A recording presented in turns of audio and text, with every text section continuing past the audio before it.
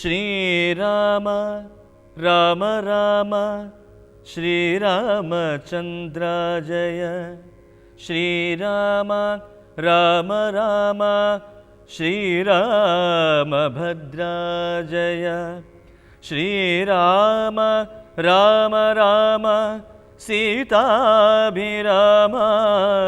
Jaya Sreerama Rama Rama ലോകാഭിരാമ Jaya.